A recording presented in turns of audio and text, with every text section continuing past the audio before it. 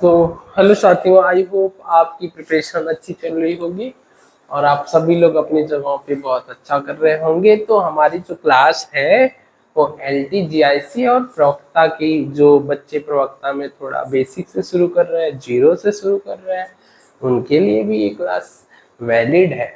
ठीक है, तो इस क्लास में अभी तक बेटा हम लोग जेड इफेक्टिव पढ़े थे और एक अच्छी बात ये है कि GIC मेंस के लिए आंसर राइटिंग के लिए मेरी कल क्लास जाएगी और टैब से होगी आंसर राइटिंग। टैब का मतलब सिर्फ स्क्रीन दिखेगी, उसमें उसका रीजन है क्योंकि हम PYQs और जितने भी बहुत सारे इंपॉर्टेंट क्वेश्चन बनते हैं ना, जिसको अगर बोर्ड पे कराएं तो 1-1.5 घंटे लग जाए, बट हम टैब से फटाफट फटाफट फटाफट प्रैक्टिस करेंगे। Practice practice practice practice.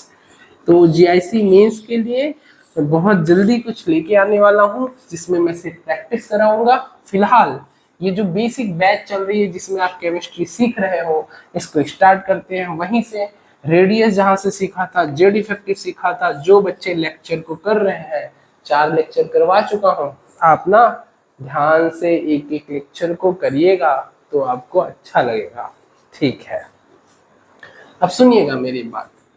आपने बोला था अब हम कंपेयर करने जा रहे हैं 3D 4D and 5D series, इनकी रेडियस, इनकी त्रिज्या के बारे में बात करने जा रहे हैं। बेटा 3D के बारे में आपने बोला था सर पहले साइज घटती है, डुम डुम डुम, फिर घटती है तो ऐसे लगातार नहीं, देखो तो घट रही है घट रही घट रही है, फिर लगभग कांस्टेंट है, फिर थोड़ा सा बढ़ रही है।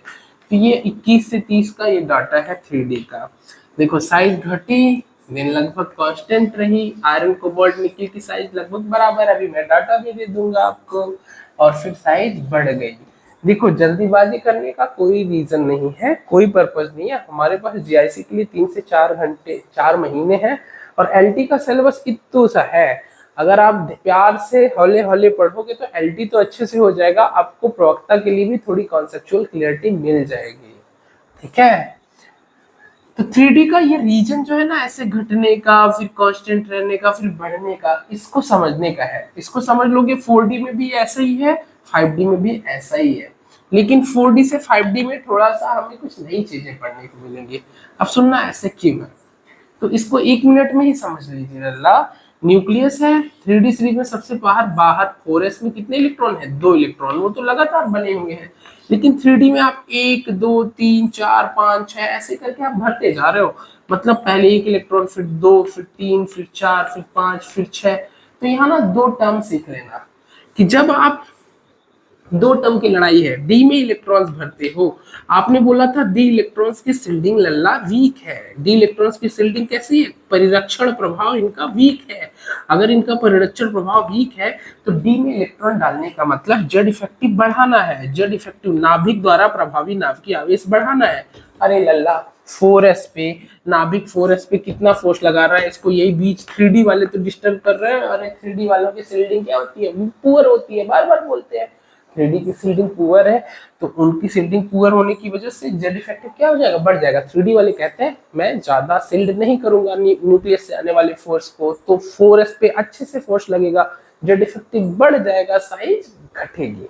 शुरू में तो यही हो रहा था, लेकिन एक फैक्टर और काम करने लगता है। ध्यान से सुनना, ये जो इलेक्ट्रॉन आप बढ़ाए जा रहे हो ना, इसमें इलेक्ट्रॉन बढ़ाए जा रहे हो ना, यहाँ पे ना ये जो डी इलेक्ट्रॉन है और ये जो 4s इलेक्ट्रॉन है ना, इनके बीच में रिपल्सन पिक्चर में आ जाता है। रिपल्सन का मतलब प्रतिकर्षण बल।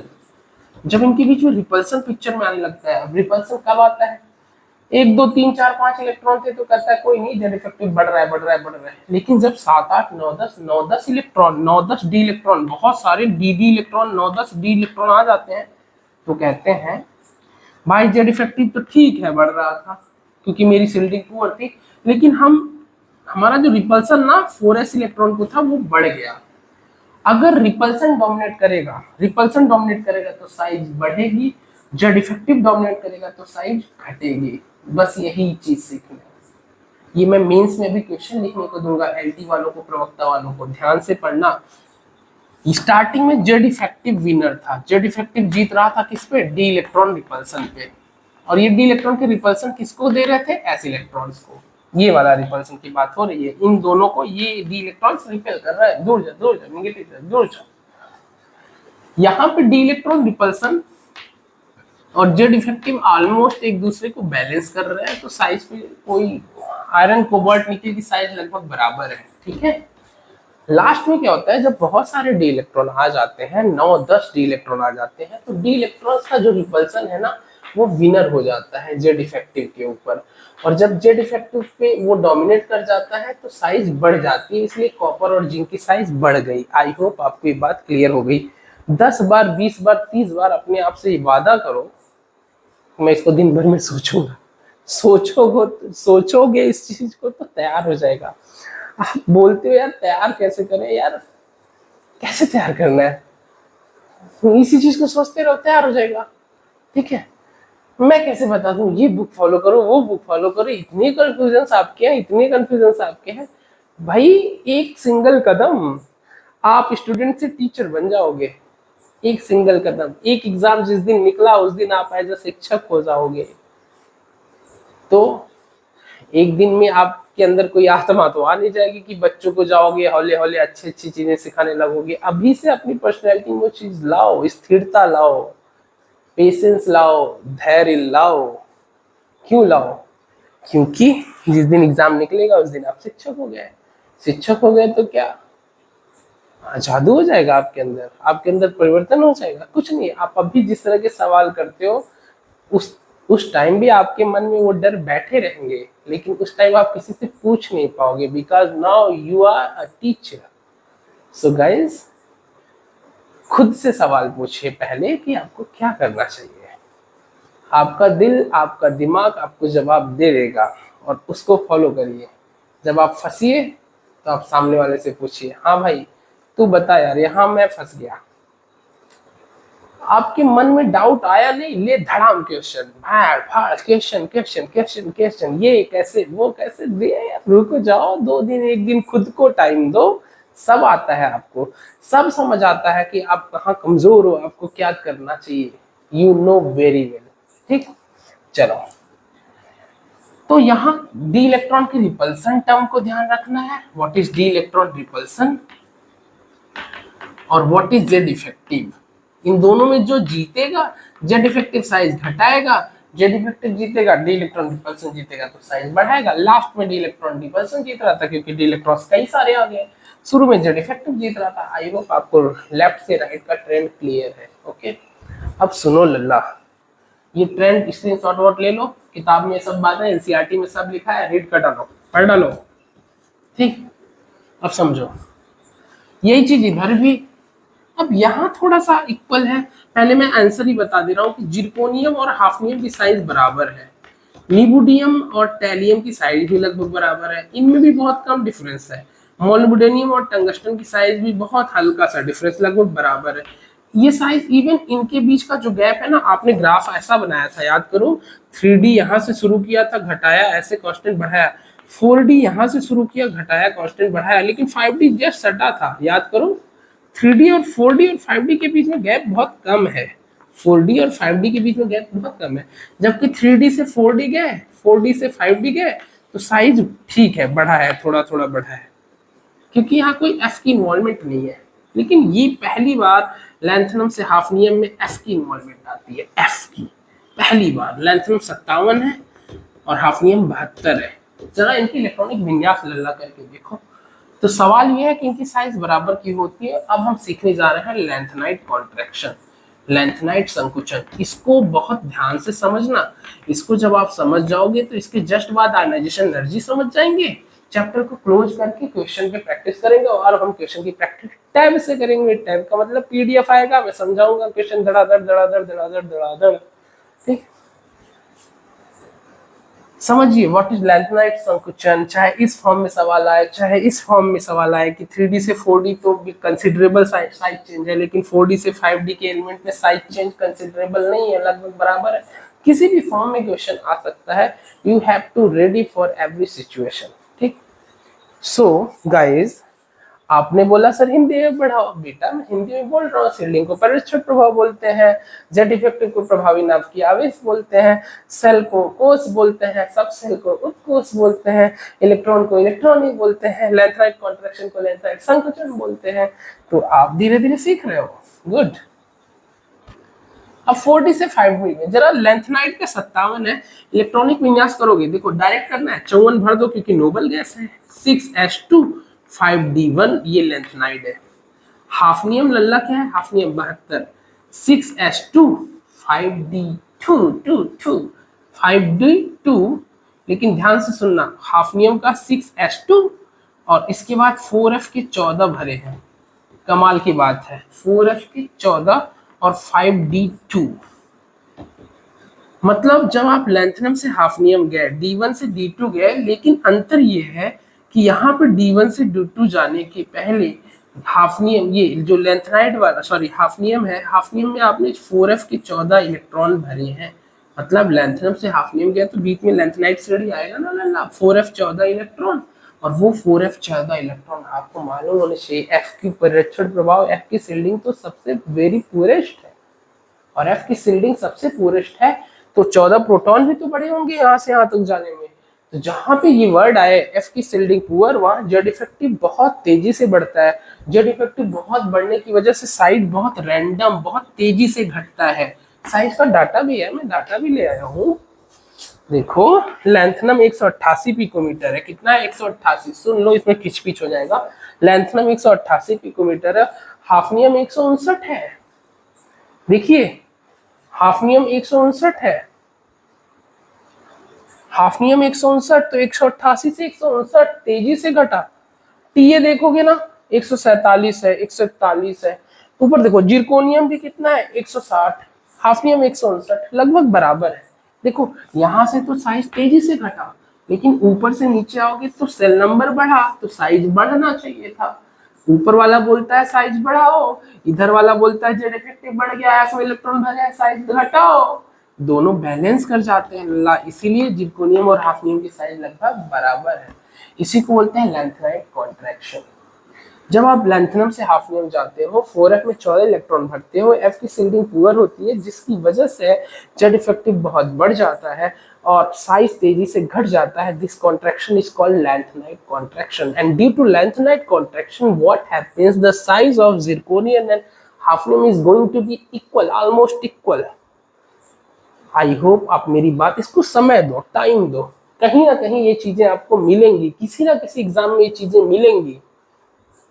टाइम दो, ठीक है, टाइम टाइम टाइम चाहिए, टाइम चाहिए।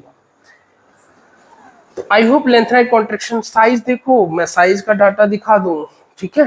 तो अब देखो इसका स्टैटिनियम का साइज है 164, 182, 188, यहाँ 164, सेल नंबर बढ़ा 182, फिर सेल नंबर बढ़ा 100, आपके पास कितना आ गया 188, तो 182 से 188, यहाँ तो कंसिडरेबल चेंज हो रहा है, क्योंकि इनके भरने से पहले देखो याट्रियम वाली जब लाइन भरोगे तो डी भरा, फिर पी आएगा, फिर एस आएगा, फिर डी आ गया। क्या लेंथनम भरने तक याट्रियम से लेंथनम आए तो क्या कहीं एफ भरा है? नहीं, सिर्फ डी भरे गए हैं, उसके आगे पी होंगे, उसके आगे एस होंगे, तो याट्रियम से लेंथनम आने में कोई एफ नहीं भरा गया है, तो यहाँ थोड़ा सा साइज बढ़ता ही है क्योंकि सेल नंबर बढ़ा है, तो यहाँ पे कंसिडरेबल चेंज होता है, बढ़ोतरी होती है।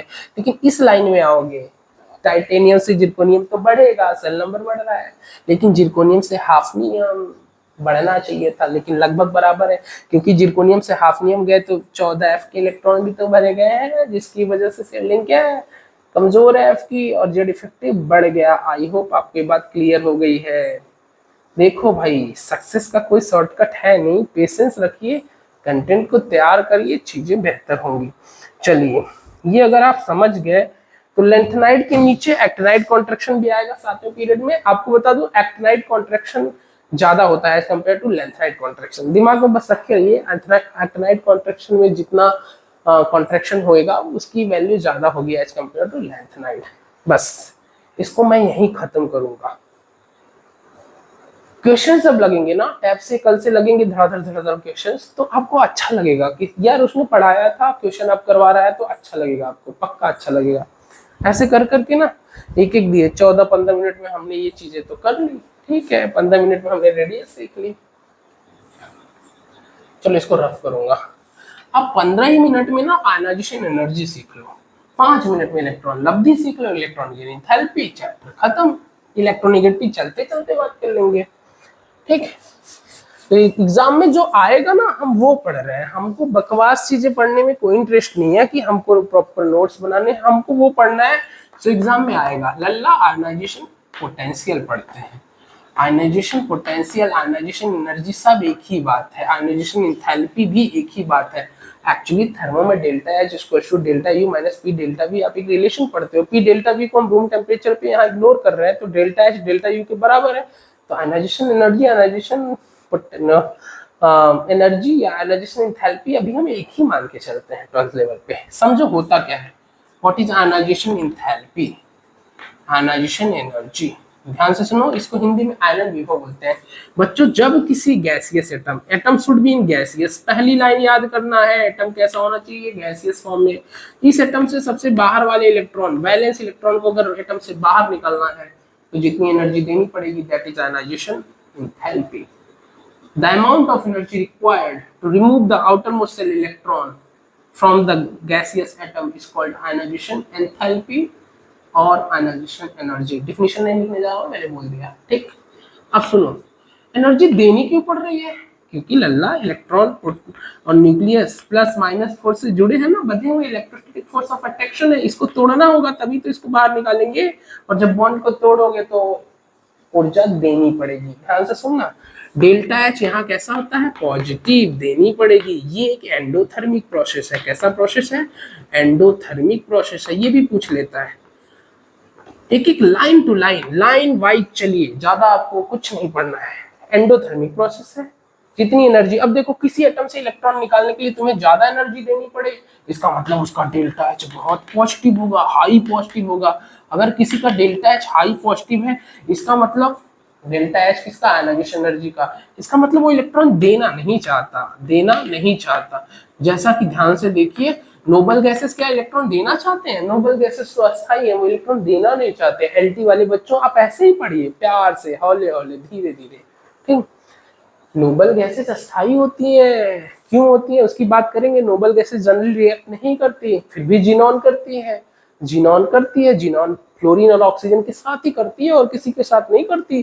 तो फ्लोरीन और ऑक्सीजन की ऐसी क्या औकात हो गई कि वो जिनॉन को, जो कि नोबल गैस था, उसके साथ भी कंपाउंड बना ली। यही सब तो मजेदार चीजें हैं जो केमिकल बॉन्डिंग में पढ़ने को मिलती हैं, ठीक। तो अगर किसी का आयनाइजेशन एनर्जी बहुत ज्यादा है, ठीक, तो इसका मतलब वो इलेक्ट्रॉन देना नहीं चाहता, आपको एक इलेक्ट्रॉन निकालने के लिए बहुत ज्यादा फोर्स करना पड़ रहा है, बहुत ज्यादा ऊर्जा देनी पड़ रही है, ठीक है। आप ये बात समझ गए। मतलब अगर नंबर लाइन पे 0 से पॉजिटिव की तरफ जाए तो इधर आयनाइजेशन एनर्जी बढ़ेगी, और आयनाइजेशन एनर्जी बढ़ने का मतलब कि आपको बहुत ऊर्जा देनी पड़ेगी इलेक्ट्रॉन निकालने के लिए, मतलब एटम इलेक्ट्रॉन देना नहीं चाहता है। आई होप आपकी बात क्लियर है। अब अगला टर्म जो है वो सीखिए कि मान लीजिए आपने एक से, एक गैसियस एटम था, एक इलेक्ट्रॉन निकाला, जब भी इलेक्ट्रॉन निकालोगे उस पर प्लस चार्ज आएगा, ठीक है। एक इलेक्ट्रॉन निकाल लिया और एक इलेक्ट्रॉन निकालने का मन हुआ कि एक और निकालते हैं, चलो, तो आपने उस पर एक और निकाला तो 2 पॉजिटिव चार्ज आ गया, एक और निकाल लिया। अब यहाँ पे एक बात ध्यान रखिए, जब पहला इलेक्ट्रॉन निकालेंगे ये है आयनाइजेशन एनर्जी 1, दूसरा निकालेंगे तो आयनाइजेशन एनर्जी 2। आप यहाँ पे एक बुद्धि में अपने भेजे में ये बात रखिएगा कि आयनाइजेशन एनर्जी 2 हमेशा ज्यादा होगी as compare to ionisation energy 1। क्यों? अरे हमने जेड इफेक्टिव सीख लिया है अब कि जब किसी पे प्लस चार्ज आता है, ध्यान से सुनिए, अभी रेडियस में बात मैंने आयनिक रेडियस में नहीं बताई कि कोई बंदा ए है, अगर उस पर प्लस चार्ज लाओगे तो साइज छोटी हो जाएगी, क्योंकि ए से ए प्लस जाने पे जेड इफेक्टिव बढ़ जाता है, जेड इफेक्टिव बढ़ जाता है। आप समझ लो, जब भी किसी पे पॉजिटिव आएगा साइज छोटी, जेड इफेक्टिव बढ़ गया। अगर जेड इफेक्टिव बढ़ गया, तुमने किसी भाई से एक इलेक्ट्रॉन निकाला, इलेक्ट्रॉन निकालने पे उसका जेड इफेक्टिव बढ़ गया, ठीक है। अगर उसका जेड इफेक्टिव बढ़ गया, दूसरा इलेक्ट्रॉन निकालने जाओगे, जेड इफेक्टिव बढ़ा हुआ है तो ज्यादा मेहनत करनी पड़ेगी ना, इसीलिए आयनाइजेशन एनर्जी दूसरी वाली हमेशा पहले से ज्यादा होगी। आई होप आपको ये बात क्लियर है, ठीक है। मतलब अगर मैं बोलूं जिंक और जिंक प्लस में किसकी आयनाइजेशन एनर्जी है, आप देखिए बताओ, बोल दो जिंक जिंक +1 की ज्यादा होगी क्योंकि उसके ऊपर चार्ज है। कॉपर कॉपर +1 में किसकी आयोनाइजेशन एनर्जी ज्यादा होगी? कॉपर +1 की आयोनाइजेशन एनर्जी ज्यादा होगी। उससे इलेक्ट्रॉन निकालना मुश्किल होगा, क्यों? क्योंकि उसमें चार्ज है। जब कोई सेम चीज है, एक पे चार्ज नहीं है एक पे चार्ज है, तो चार्ज वाले की आयोनाइजेशन एनर्जी ज्यादा होगी। आई होप आपकी बात क्लियर है। अब समझो, ये रफ कर रहा हूँ, आगे चल रहा हूँ। आगे जो असली बात आ रही है वो आ रही है कि आयोनाइजेशन एनर्जी तो आपको फीलिंग आ गई थोड़ा थोड़ा। क्या हमारे पास 10 मिनट है अभी पढ़ाने के लिए आपको? बिल्कुल, बहुत सही टाइमिंग से हमारा लेक्चर चल रहा है। पता है, मैं सोच के आता हूँ 30 मिनट से ज्यादा नहीं पढ़ाऊंगा, ठीक। और रात के बज रहे हैं, मुझे लग रहा है रात के बज रहे हैं 11:30। 30 मिनट का लेक्चर बहुत कुछ सिखा देता है ना। तो लेक्चर से अगर आप सीख रहे हो ना, तो इसको शेयर भी करना है, सब्सक्राइब भी करना है। ये भूल जाते हो आप लोग। मेरे जो यूट्यूब का डाटा है ना, उसमें 96% ऐसे लोग हैं जो नॉट सब्सक्राइब्ड है, जो लेक्चर देखते तो हैं, वॉच टाइम उनसे आता तो है, but they had not subscribe this channel. मुझे नहीं समझ आता क्यों भाई। थोड़ी मेहनत करके एक बटन दबा दोगे तो सब्सक्राइब हो जाएगा। 4% लोगों ने सिर्फ सब्सक्राइब किया है। कमाल की बात है कि इससे थोड़ा सा दुख होता है ना।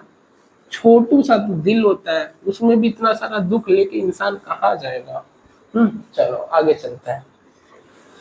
क्या पढ़ा रहा था? हाँ, आयनाइजेशन एनर्जी किन किन फैक्टर्स पे डिपेंड करती है, सीख लो। बहुत कंफ्यूज रहते हो इसमें। लल्ला एक बात सुनना, पहला फैक्टर है चार्ज। अगर किसी पे चार्ज ज्यादा है, कौन सा चार्ज? Positive charge. अगर पॉजिटिव चार्ज ज्यादा है तो इसका मतलब जेड इफेक्टिव ज्यादा है, और जेड इफेक्टिव ज्यादा है तो आयनाइजेशन एनर्जी ज्यादा होएगी। आई होप आपकी बात क्लियर है। ऐसे पॉइंट वाइज ही पढ़ते हैं भैया, आप इतिहास लिखोगे वो सक्सेसफुल नहीं है, ठीक। इतिहास बन जाओगे। दूसरा दूसरा इलेक्ट्रॉनिक कॉन्फ़िगरेशन, इलेक्ट्रॉनिक विन्यास। बच्चे पूछते हैं सर मेंस कैसे लिखें? मेंस तो सबको कंटेंट पता है कि उनको क्या लिखना है, लेकिन सबके लिखने का स्टैंडर्ड भैया कुंजी वाली भाषा लिखोगे। वो जो प्रोफेसर चेक करता है ना कॉपी, तो कुंजी वाला भाषा नहीं तुमसे एक्सेप्ट करता कि कुंजी की भाषा लेके आओ, लोकल बुक की भाषा लेके आओ, स्टैंडर्ड बुक की भाषा फॉलो करो ना भाई। ये अंतर होता है। फिर कहते हो सर लिखा तो सब कुछ था, अब क्या सुधारे, किस डायरेक्शन में सुधारे, समझ नहीं आ रहा है।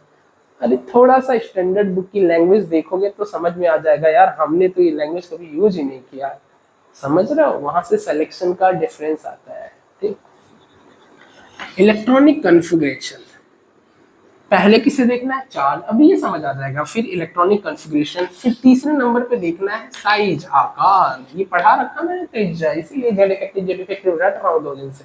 सुनो, इलेक्ट्रॉनिक कॉन्फ़िगरेशन में थोड़ी कैटेगरी है। मतलब अगर तुम एक नॉर्मल सी बात अपने भेजे में रखो, अगर कोई बंदा स्टेबल इलेक्ट्रॉनिक कॉन्फ़िगरेशन में है, वो इलेक्ट्रॉन दे के अनस्टेबल क्यों होना चाहेगा? क्या ये होना चाहेगा? अरे कतई नहीं होना चाहेगा। कोई P6 में है, खुश है, D10 में भरा है, खुश है, क्या इलेक्ट्रॉन देके D9 में जाना चाहेगा? नो। P6 है, P5 में जाना चाहेगा? नो। मतलब अगर वो स्टेबल है, अगर वो नोबल है, अगर वो अक्री गैस का कॉन्फ़िगरेशन लेके रखा हुआ है, noble gas configuration, noble gas configuration का मतलब अक्री गैस का इलेक्ट्रॉनिक विन्यास लेके बैठा है, तो क्या वो इलेक्ट्रॉनिक देना चाहेगा electron? No no no no, नहीं। ये एक अच्छा खासा है। दूसरी चीज, अगर वो हाफ फील्ड है तो, क्योंकि आप बोलते हो सर हाफ फील्ड वाला भी स्टेबल होता है। हाफ फील्ड में कौन कौन आता है? P3 आता है, D5 आता है, F7 आता है। S1 मत कह देना हाफ फील्ड में आता है। S1 भी तो हाफ फील्ड है। S1 हाफ फील्ड में लल्ला नहीं आता। सुनना, लेकिन एक केस अलग से जोड़ रहे हैं, H2 बेरिलियम का केस।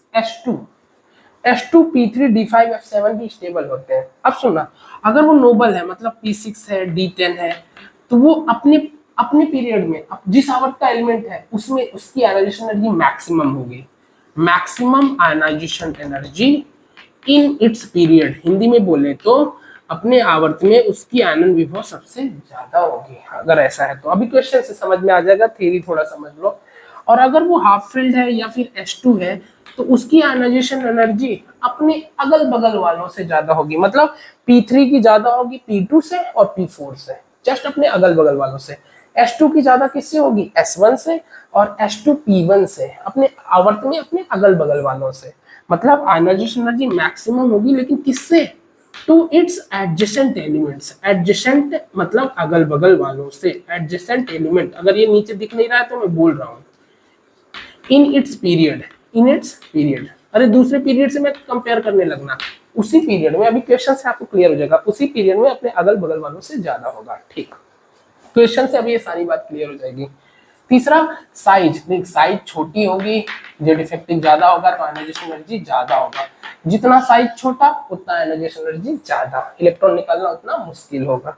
चलो थ्योरी इतना सा है, क्वेश्चन करता हूँ, तुरंत क्लियर हो जाएगा, आपको सारा डाटा तुरंत क्लियर हो जाएगा। क्वेश्चन नंबर 1, सेकेंड पीरियड में, इधर इधर इधर ये बोर्ड दिख रहा है, मुझे देखना पड़ेगा बोर्ड दिख रहा है कि नहीं, ये मुश्किलें थोड़ी थोड़ी सी आती हैं। हाँ बोर्ड दिख रहा है। चलो क्वेश्चन है, सेकेंड पीरियड के सारे बंदे ले लिए मैंने, lithium, beryllium, boron, carbon, nitrogen, oxygen, fluorine, neon. इसी से समझो, ये बड़ा फेवरेट क्वेश्चन है, बड़ा इंपॉर्टेंट क्वेश्चन है, इससे एक आइडिया डेवलप होता है। सेकेंड पीरियड के सारे बंदे हैं, ठीक, इसमें आयनाइजेशन एनर्जी का ऑर्डर दे दो बेटा। सबसे ज्यादा आयनाइजेशन एनर्जी, तो सबसे पहले ना चार्ज देखो जाके, चार्ज। मैं अगर पूछता जिंक प्लस, जिंक में किसकी ज्यादा आयनाइजेशन एनर्जी होगी, तुम कहते हैं जिंक प्लस की आयनाइजेशन एनर्जी। पहले आयनाइजेशन एनर्जी की बात हो रहा हूँ, एग्जाम में दूसरा तीसरा चौथा भी पूछता है। कॉपर प्लस, और कॉपर में किसकी ज्यादा होगी, कॉपर की ज्यादा होगी।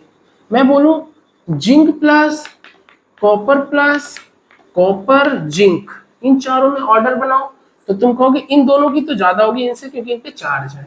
लेकिन जिंक प्लस और कॉपर प्लस में किसकी ज्यादा होगी, अब चार्ज दोनों पे +1+1 है, तो फैसला नहीं कर पाओगे। अब तुम्हें इलेक्ट्रॉनिक विन्यास पे जाना पड़ेगा। जिंक +1 का बनाओगे तो 4s1 3d10, मैंने सिखाया था बनाना। कॉपर +1 का बनाओगे तो 4s0 3d10। बताओ कौन अस्थाई है, 4s1 3d10 या 4s0 3d10, 4s0 3d10। ये अस्थाई है, 3d भरा हुआ है, स्टेबल है, तो इसलिए कॉपर +1 का सबसे ज्यादा। इसके बाद जिंक +1, इसके बाद अब कॉपर और जिंक में देखो क्या कोई चार्ज है, नहीं है, तो फैसला किस में जाएगा, इलेक्ट्रॉनिक कन्फिग्रेशन। कॉपर होता है 4s1 3d10, जिंक होता है 4s2 3d10, तो कौन ज्यादा होगा, 4s2 स्टेबल है s1 के कंपेयर टू जिंक और कॉपर। ये आइडिया आपको लग गया। अब यही चीज यहाँ लगाओ, बताओ क्या इन पे किसी पे चार्ज है, नहीं, तो किससे फैसला करोगे, इलेक्ट्रॉनिक कन्फिग्रेशन। क्या ऐसा कोई केस है, हाँ नोबल है, नियॉन नोबल है, तो नियॉन का अपने सेकेंड पीरियड में सबसे ज्यादा होगा। आई होप आपको ये बात क्लियर होगी, सबसे ज्यादा ionisation energy. First ionisation energy की बात हो रही है, ठीक। अब सुनो, क्या इसमें ऐसा कोई केस है H2P3 जैसा, हाँ नाइट्रोजन के लास्ट में P3 होता है, बेरिलियम के लास्ट में H2 होता है, तो नाइट्रोजन ऑक्सीजन से भी ज्यादा होगा, कार्बन से भी ज्यादा होगा, बगल बगल से, बेरिलियम बोरॉन से भी ज्यादा होगा, लिथियम से भी ज्यादा होगा। अब आपको थोड़ा थोड़ा आइडिया लग गया। लेकिन फ्लोरीन और नाइट्रोजन में कौन, अब देखो नाइट्रोजन 2p3 है, नाइट्रोजन क्या है, P3 है, फ्लोरीन के लास्ट में क्या होता है, P5 होता है, तो P3 का P5 से कैसे कंपेयर करोगे। यहाँ तो सर आपने बताया ही नहीं, P3 P4 से ज्यादा होगा, आपने ये बता दिया था, लेकिन P3 का P5 से कैसे कंपेयर। अब यहाँ इलेक्ट्रॉनिक विन्यास फेल हो गया। तब अब साइज, जिसकी साइज छोटी उसकी आयनाइजेशन एनर्जी ज्यादा, और साइज छोटी किसकी, फ्लोरीन की, तो नियॉन के बाद किसका नंबर आएगा, फ्लोरीन, फ्लोरीन के बाद नाइट्रोजन। अब नाइट्रोजन ज्यादा है ऑक्सीजन से, नाइट्रोजन ज्यादा है कार्बन से, लेकिन ऑक्सीजन कार्बन में कौन ज्यादा, इलेक्ट्रॉनिक विन्यास से फैसला नहीं होगा, चार्ज से नहीं होगा, साइज से होगा। ऑक्सीजन छोटा है इसलिए उसकी आयनाइजेशन एनर्जी ज्यादा, इसके बाद कार्बन, इसके बाद बेरिलियम, इसके बाद बोरॉन, साइज से फैसला कर रहा हूँ, बोरॉन की साइज छोटी है, इसके बाद लिथियम। आई होप आपको ये बातें क्लियर हैं। ये तीन बात याद रखिए। कई बच्चे क्या करते हैं, डायरेक्ट साइज लगा देते हैं, इलेक्ट्रॉनिक विन्यास याद आया तो इलेक्ट्रॉनिक विन्यास लगा देंगे, चार्ज याद आया तो जेड इफेक्टिव लगा देंगे। लल्ला, ऑर्डर है, जेड इफेक्टिव पहले देखना है, then electronic confusion, then size. I hope आपको ये बात क्लियर है। मेरे लेक्चर को ना जब ज्यादा स्लो रहे ना, इंटू 2 कर लिया करो, दूर दूर दूर दूर दूर दूर दूर 10 मिनट में खत्म, तो इंटू 2 पे देखा करो, वैसे तुम्हें केमिस्ट्री आती है ना। चलो देख लो, लिख लो। एक क्वेश्चन और, बोरॉन फैमिली की आयनाइजेशन एनर्जी, होमवर्क है, ग्रुप 13 की आयनाइजेशन एनर्जी, ग्रुप 14 की आयनाइजेशन एनर्जी ढूंढ के बताना कमेंट सेक्शन में। ग्रुप 13 की बहुत इंपॉर्टेंट सवाल है, मोस्ट इंपॉर्टेंट, अगला लेक्चर यहीं से शुरू करेंगे। ग्रुप 13 की आयोनाइजेशन एनर्जी, ग्रुप 14 की आयोनाइजेशन एनर्जी का ऑर्डर आप बना के दिखाना है। बाबा अली गए इंडिया थैला लेकर, क्या किसी पे चार्ज है? नहीं। क्या इलेक्ट्रॉनिक विन्यास अंतर है? नहीं, क्योंकि सबके लास्ट में वही आएगा। बोरॉन क्या होता है? 5, 1:2:2p1, यही तो है। तो नीचे आओगे तो 3p1, नीचे आओगे 4p1, फिर 5p1, सबके लास्ट में p1 आ रहा है। तो इलेक्ट्रॉनिक विन्यास भी सेम है। अब फैसला किससे करोगे? साइज से। नीचे साइज बढ़ रहा है तो आयनाइजेशन एनर्जी घटेगी, साइज बढ़ेगा तो आयनाइजेशन एनर्जी घटेगी, साइज बढ़ेगा तो आयनाइजेशन एनर्जी घटेगी। लेकिन क्या साइज रेगुलर बढ़ रहा है? नहीं। बोरॉन से एल्युमिनियम बढ़ा, लेकिन एल्युमिनियम से गैलियम घट गया। कल ही सिखाया था मैंने इस चीज को।